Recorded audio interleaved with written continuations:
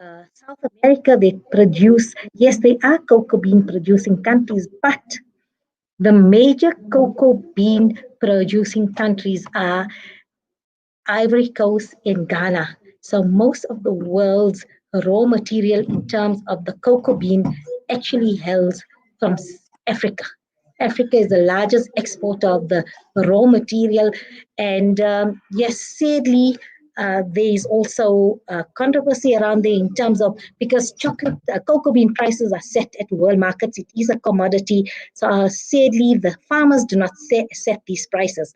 But having said that, let's look at the positive side about chocolates. And then I want to spend another show and program discussing the ethical side of eating a chocolate bar because there are many companies abroad now that ethically source their cocoa beans as well. So let me welcome uh, chocolatier Tom Byrne, as he's got his whole chocolate uniform. And in fact, I was watching a program the other day, and they no longer call chocolatiers, but chocolate engineers. So that's how serious the business of sweet indulgence has come, that you have chocolate engineers. So I don't know if he regards himself as a chocolatier or he's notched up and call himself a chocolate engineer. We'll allow him to tell us where he sees himself. Good afternoon, Tom, and welcome to Inspired Afternoons only on Salam Media. Good afternoon, Mariam, and good afternoon to your listeners. Thank you, Tom. So tell me about your chocolate journey in this.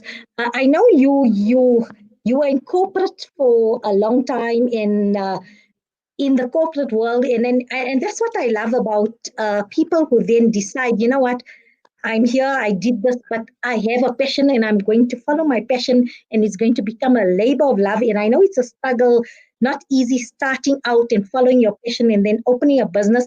It has a different set of skills and challenges, but I'm always in awe of somebody that turns their passion, they take their passion, turn it into entrepreneurship, and in your case, gives us a good quality product like chocolates. So tell us about the art of chocolate making. Well, Barry, I've always been a chocolate lover, and just whenever I've travelled overseas, I've always sampled the chocolates, and that it's my very firm belief that the best chocolate in the world comes from a small European country called Belgium. I think the Swiss might debate that, but it's generally speaking the Swiss and the Belgians who are the best chocolate makers. And I've always had a great fondness of the Belgian chocolate because I think it's very smooth and very fine. As well as having an absolutely wonderful taste. So having left the corporate world, I decided to myself, I was also very much in marketing and branding. I've got an echo here. Can you still hear me? Yeah, so I was in the world of my marketing and engineer branding. to just see if we can sort out the echo. Okay, yeah, is that better now? Yes, it is. Okay, great. So in my previous life in the corporate world, I was very much into marketing and branding and advertising. And so when I left the corporate world, my passion really was chocolate and to establish my own brand of chocolate here in the South African market.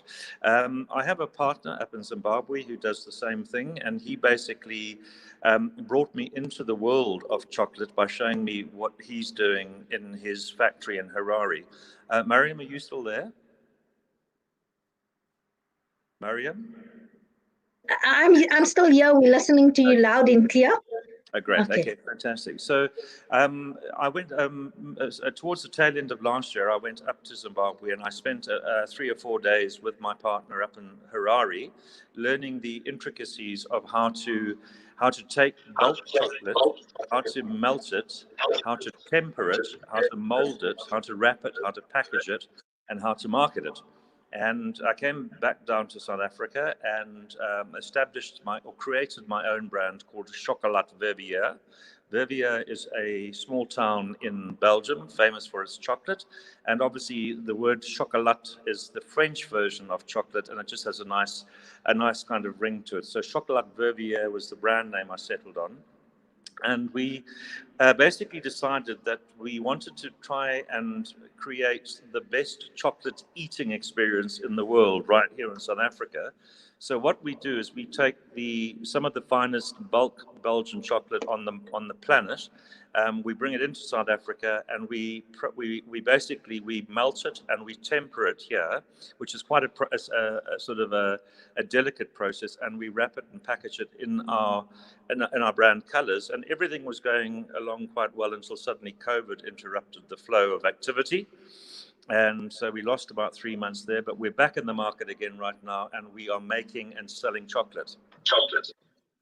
That's interesting, and I did some research, and I think the tempering part is an art form, and it's difficult because I'm told a perfect chocolate is when you put it needs to be firm, and as soon as it touches your mouth and as you tasting it, it's supposed to ever so slightly start melting in your mouth, and you have this release of all the flavors. So as soon as it touches the tongue, and that heat needs to melt, and I'm told then you have a good bar. That's what determines a good bar of chocolate. Am I correct in my reading and my research?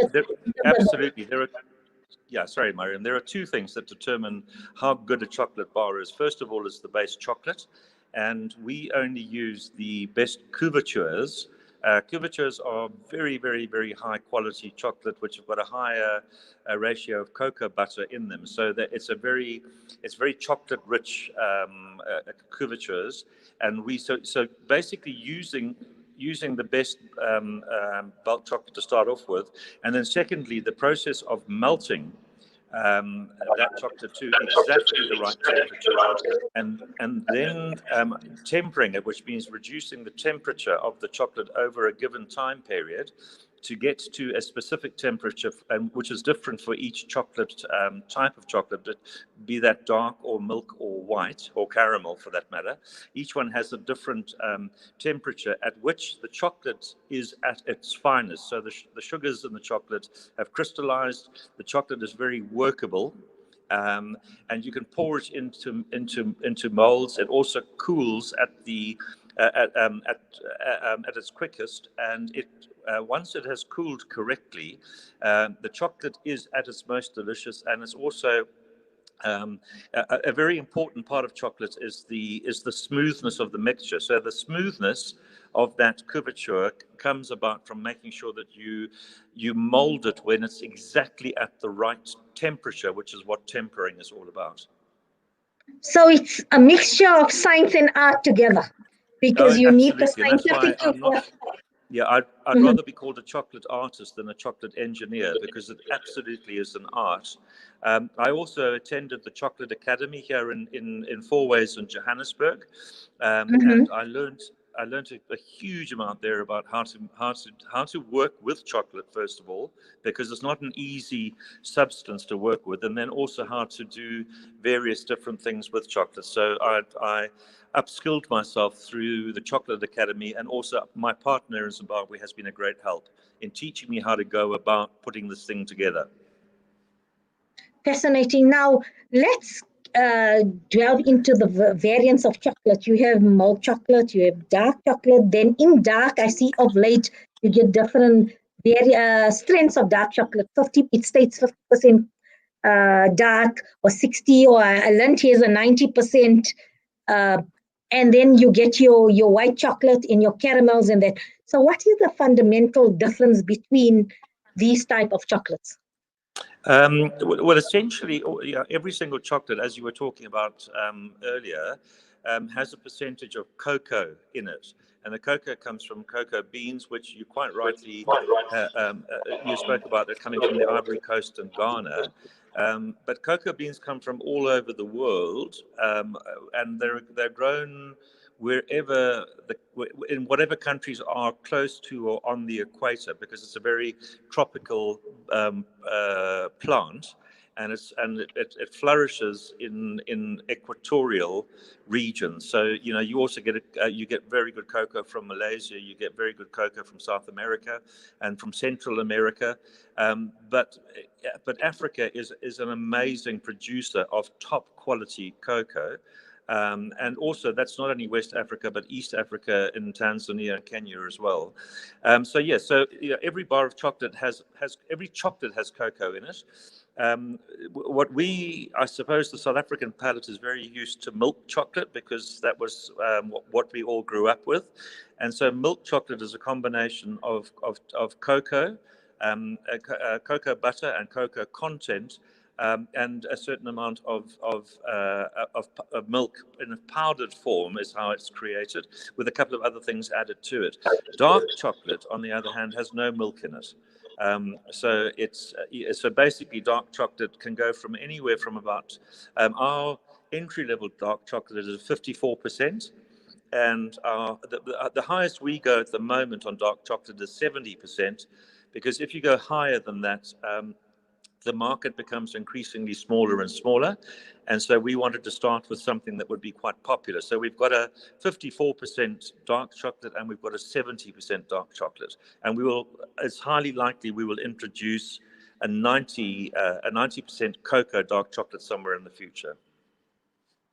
Yeah, like you say, we grew up with milk chocolate, but dark chocolate is an acquired taste. And once you acquire that taste and you eat dark chocolate, you can't eat nothing else, because that's what I'm gravitating more with, dark chocolate, but with combinations. I love the dark chocolate with the sea salt, the orange, and that flavor burst, I think, thanks to Food Network and the Yes. like thereof. You now more adventurous in terms of getting your palate to try combinations, and really that the salt, who would ever thought maybe about 20 years ago you'd be adding dark chocolate and salt? It's just unthinkable or unpalatable, but it's just got this really nice taste flavor combination. Even the orange and the dark chocolate goes really well. A caramel in bits of caramel in dark chocolate. So currently we into dark chocolate, and yes, for me personally, the jury's still all out. Certain brands I gravitate towards the Swiss, and then some other brands, Belgian chocolate. So I know you're a Belgian man because you tempering the raw product of Belgian chocolate. But yes, it's interesting in terms of what you said. It's an art, the tempering and the different types of chocolates. And tell me, and I only recently learned that actually praline, I don't know how they pronounce it in Belgium, but the praline also was invented in Belgian chocolate and the engineers there. So the filling, which is praline, essentially also is well attributed to it being invented in Belgium. Yeah, most of your pralines are nut pralines. Nut pralines are the most common ones, but pralines generally is the soft center that goes into the middle of an individual chocolate that you might get in a tray of chocolates. What we do at here Chocolat Verviers is we only at this moment in time are making chocolate bars. And so we have 6 chocolate bars in our range. And what makes us, I think, different is we don't believe that people should eat too much chocolate. Chocolate should always be a little treat, or it should be a gift to yourself, or it should be a gift to your friends at the end of a hard week, or if it's a birthday, or if you're going around to go and share a dinner there or a meal or whatever. And we believe that when you do eat chocolate, you should eat chocolate rather than eat something that is full of all kinds of other things, and including a lot of things which have very high levels of sugar. So our chocolate bars at Chocolat Verviers are 100% chocolate. So there's nothing, we don't add anything to our chocolate, and we feel that the chocolate eating experience should be exactly that. You should eat chocolate. If you want to eat nuts with your chocolate, then buy some nuts. And you can make it up yourself. But in our view, there's nothing better than eating chocolate just as chocolate, because there you can really taste the finer nuances of the chocolate. Whereas if you're eating a mint chocolate bar, for example, the mint is so overpowering you don't actually taste the chocolate. So you might as well we believe you might as well just eat the mint or eat the orange, because orange rind has a very strong flavor. Salt has a very strong flavor. So we don't want to add those into our Chocolat Verviers range. We are 100% Belgian, 100% chocolate, 100% awesome. 100% purist. Yeah. So I tell you what I'm going to do is I'm going to contact you. I'm coming to visit you at Chocolate Vivia. And then We'd love that. yes, so I'm going to visit you, and then I'm going to taste 100% pure chocolate, 100% pure indulgent. And then I'm going to come back, and next week I'm going to report back on the experience of eating a pure bar of chocolate, and then I'll give my verdict in terms of what it is, and also in terms of the Swiss-Belgian debate. And so we're looking very forward to coming there and eating 100% pure chocolate made with love, handmade. And so I'm looking forward to this. For me, it's going to be an experience. And you are open now, fully open. Yes, we are. In actual fact, I'm standing outside the factory at the moment. That's a little. You can just see into. There's the tempering machine, and we're setting up a shop, and the shop is just about ready to be open. So please come and visit us. We'd love to have you, and we'd love to just share some of the chocolates that we make here. But we're not going to give you too much. We don't want you to feel, if you eat too much chocolate too quickly, it's not a good experience. You have to be very, very, you've got to be quite careful with how much chocolate you actually eat to really enjoy the experience. And all the fitness instructors are loving you for this, because you're saying, limit it. So they also loving you for now what you said, have it. But it's true. Everything in moderation.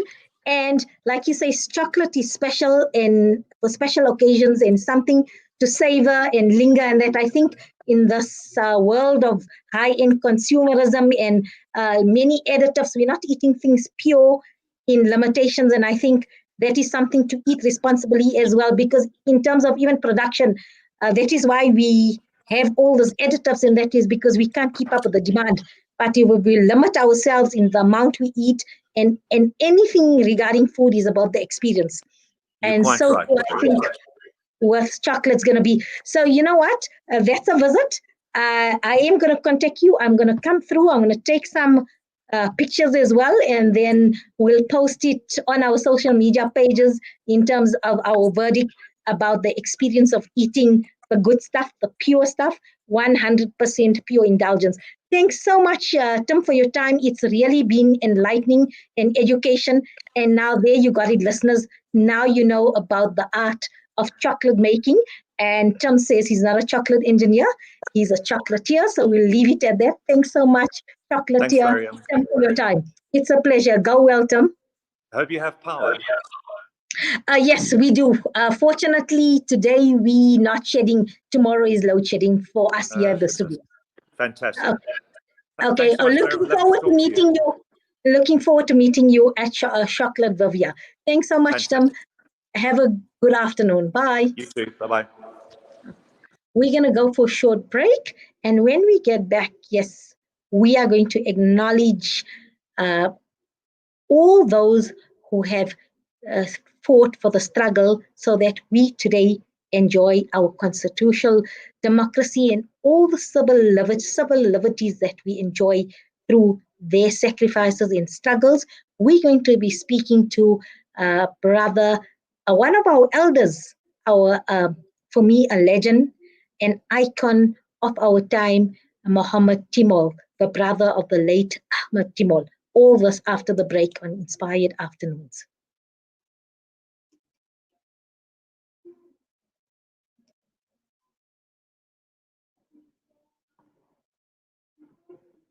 What? I'm going there.